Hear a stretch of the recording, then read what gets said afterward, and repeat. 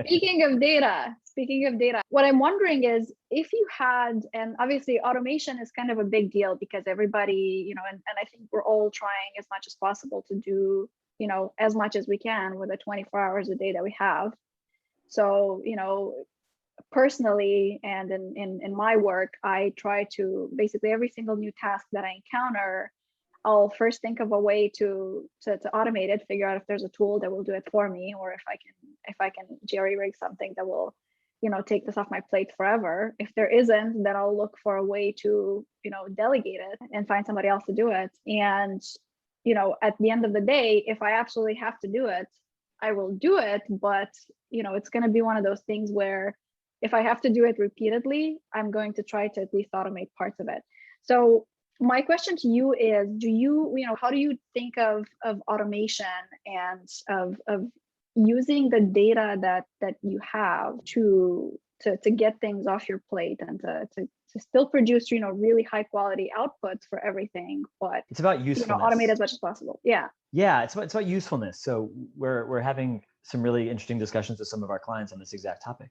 They're looking for cutting edge ways of doing things. What's next? What's coming down the pipeline? And for us, it's very much like a lot, but what would you do with it? So why don't, before we go and automate something, or before we go and require a level of quality that might be more than needed, let's see if the functionality you're interested in, let's see if we can get the data. Let's see if we can get that to you. And then what are you going to do with it? And if we find that we can get that data to you pretty easily, and then you're able to use it and it's beneficial, then let's automate it. Then let's find a solution that productizes it. So that's how we look at automation when we're doing things, is that let's prove out the usefulness.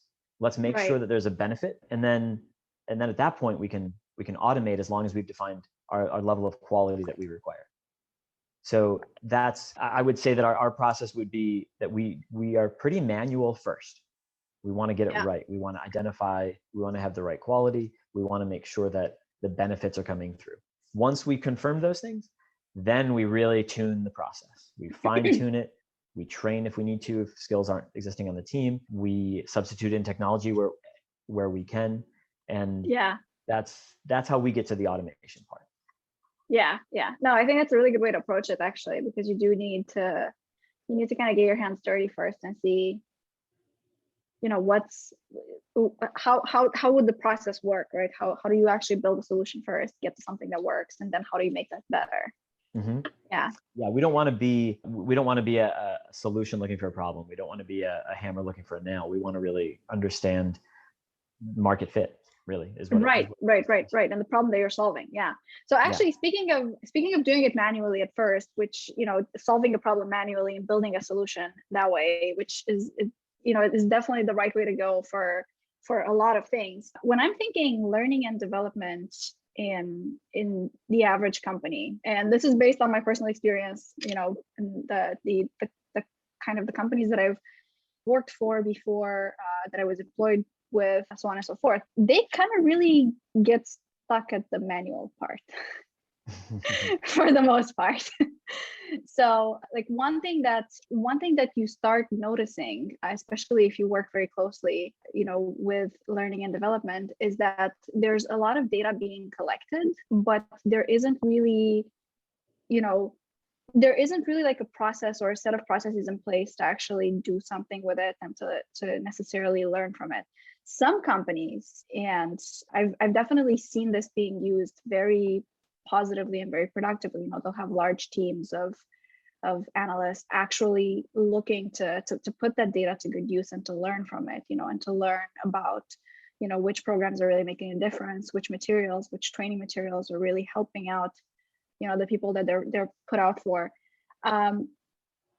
But in many cases, that's not the case, right? Learning and development is kind of like a 1 or 2% team, and they're doing what they can. What do you think is missing within this industry as a whole, in terms of kind of their ability to use, companies' ability to use their data effectively when it comes to learning and development? That's a big question. We struggle. Take it one chunk at a time. Yeah, right. How do you eat an elephant? But that's a big question. When I was with McGraw-Hill, we were working with very large organizations that face this exact problem. How do we measure effectiveness of training? What what is effectiveness? I mean, there are some basic answers that I found lacking. One of which would be, are we baselining something? We can't measure improvement if we don't have a baseline. So oftentimes the data that they would have would not be organized in such a way that you'd have a measured baseline to even start from. So I think that's one thing that we saw that some companies did have, some companies didn't have. The other challenge is then, what about the end result? Are we thinking about ROI? Is that the goal? In some cases, you might have L&D that says, it's not necessarily ROI as obvious. We worked with some safety companies that it was just a requirement, compliance training, for example. Right. The ROI there is a little bit looser and found a little bit down the line of, we're trying to avoid the cost of the risk. Things. Yeah. Exactly. So, but what typically, where a disconnect may be is in the middle. So we want to avoid, that's a great example. We want to avoid the risk because it has a cost associated with it. So we create this training. Great. What about the middle?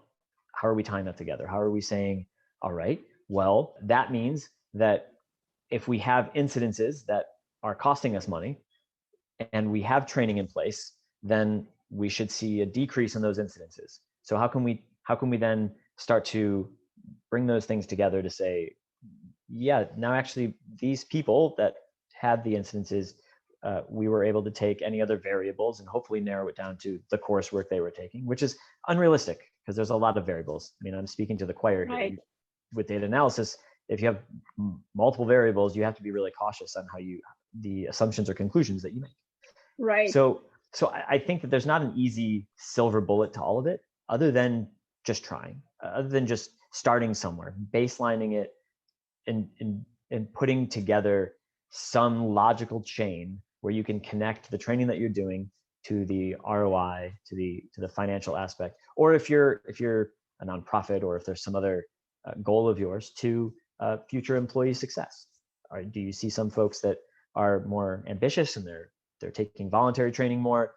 Are they also, because of that training, being able to demonstrate skills faster? Are you able to reduce churn because your workforce is upskilling or reskilling in areas that they didn't have as a skill set? I mean, this is, this back in front. I mean, you work with clients all the time that you're providing them new skills that they wouldn't have otherwise had, that allows them to evolve with the company needs. So I think that depending on what you're really looking for, and it could be strictly financial, or it could be a mix, you have to start somewhere. You got a baseline. Yeah, definitely.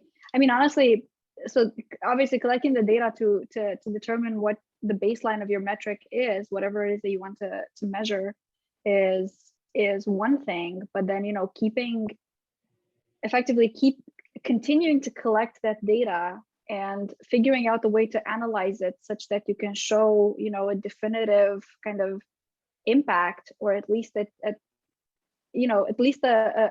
somewhat of a link, right, to between the work that you're doing and the training that you're putting forth, and improvement in some metrics that you've chosen. I think it's a lot of work. That's not a one-man show. Yeah, it is. And there's another thing that Yeah. I'll throw out there too. So one of the things that we do for some of our clients is work out an adaptive learning strategy. The concept behind adaptive learning is that I'm recognizing that each individual is coming to the table with different experiences and skill sets, and even things like English as a second language, or number of years in a particular industry or vocation. And what we want to do there is optimize their path to mastery of a particular topic. And so even though it may be challenging, you look at the higher level challenge of connecting coursework and learning to financial outcomes. What you can make big differences in is they're going to be learning, how can we optimize and maximize the efficiency of the learning time itself? And if we can do that, then we're making gains even in employee time spent. And so that's fairly easy to say, okay, well, if normally this is a 10-hour course, and on average, if we are using an adaptive learning strategy, then on average, we can move everybody to something less, 8 hours on average, then we've saved an average of 2 hours. Now that means some folks will take 15 hours to go through a particular course, some will take 3 hours, but at least we're moving the needle and it's measurable. Right, exactly. Yeah, I mean, honestly, I think personally, adaptive learning sounds like probably the most exciting trend that I've seen in learning and development recently. And I can speak from, from both the perspective of someone, creating some of these trainings, and also from the perspective of someone, taking these trainings, and learning through, because we've all been, right, put through some sort of training at some point in our careers, right? Whether it was in school or whether it was at a company or what have you, and you would kind of just slog through the parts that you already, that were very slow, that perhaps you already knew, because you had to get to the interesting part. And by the time you got to the part that was actually challenging to you, you were probably half asleep, right? Or not exactly very engaged anymore.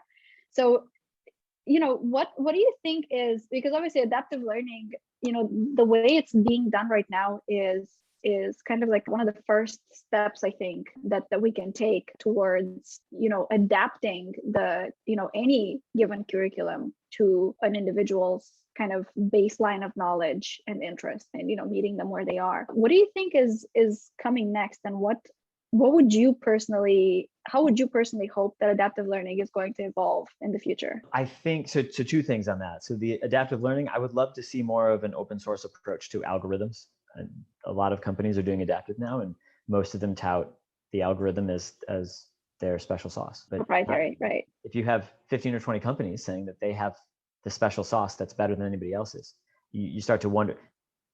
19 out of 20 are possibly lying, or maybe not lying, right, but uninformed. What I would hope, it's interesting, the trend I would love to see that doesn't necessarily require technology, it's more of a mindset trend, which is move towards 100% mastery.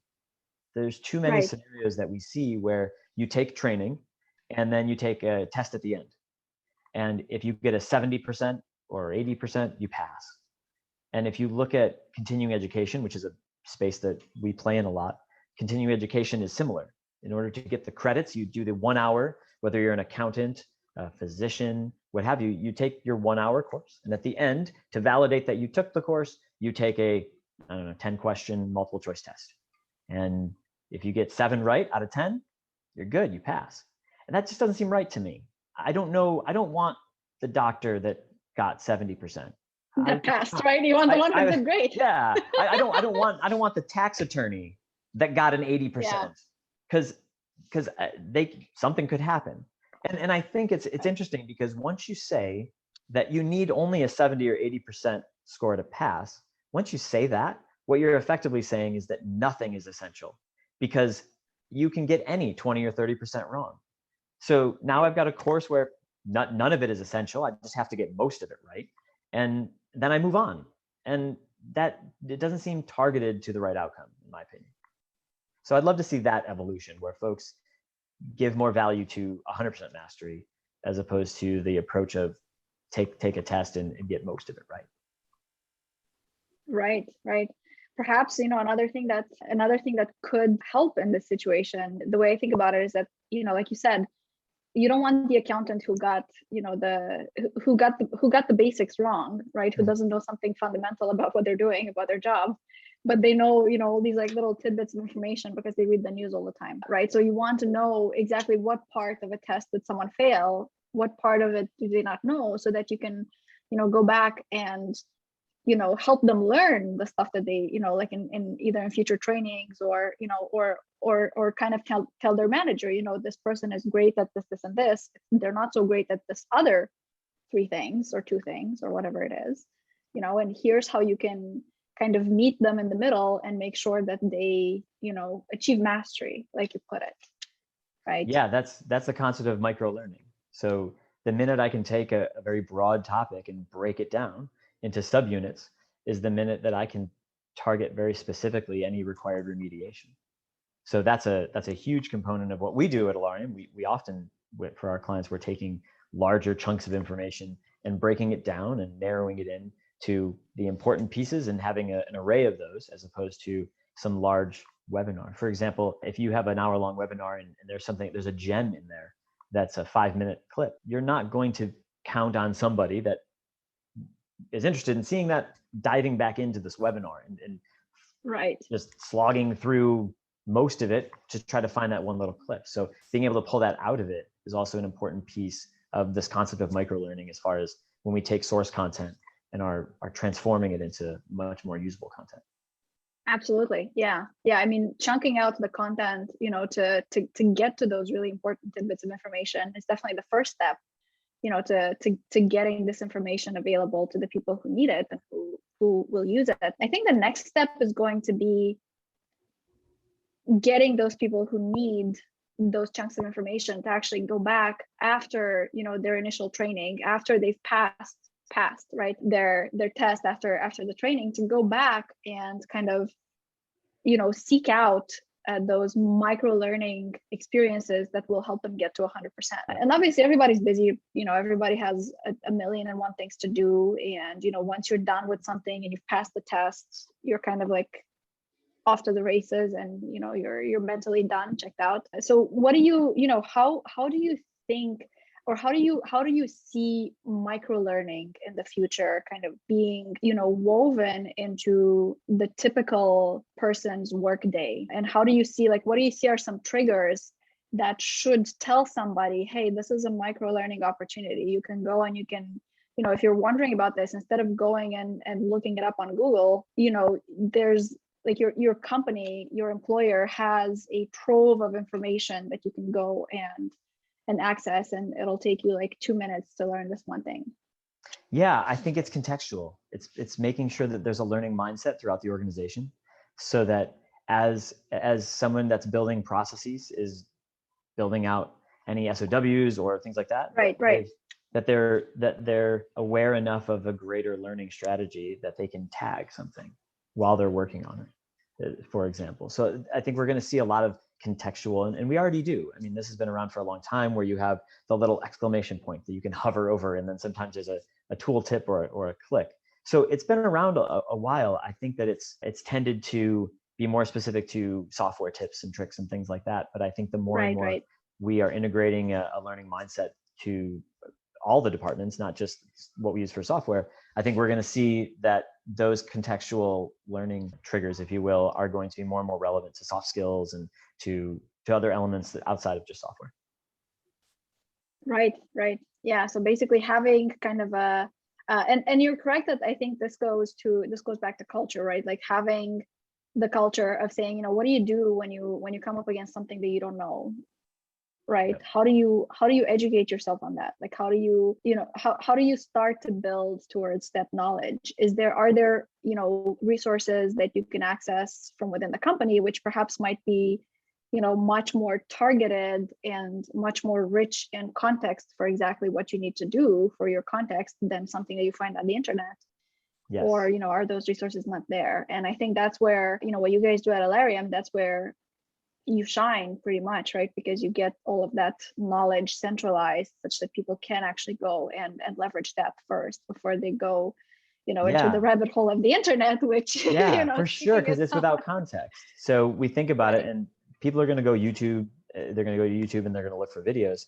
But unless the company itself has some sort of a similar fact finding pattern, learning finding pattern for employees to search for, internally, they're going to keep doing the YouTube search, and they're going to find a way to do it, which is great. There's nothing wrong with that. I use it all the time myself. But the company may want to own that thought. I say thought leadership, but they may want to own that context of any of those pieces of education that would be relevant to just their organization. Not only that, but when was the last time you went to YouTube and just watched one video? Yeah, right. You get sucked in. It's like going down a Wikipedia hole. I don't know if you've ever done that too. You're looking up one topic, and then all of a sudden you're like, what? Alice in Wonderland. Like, how did I get here? Like down the rabbit hole, right? Yep. Exactly. That's exactly how it works. Exactly how it works.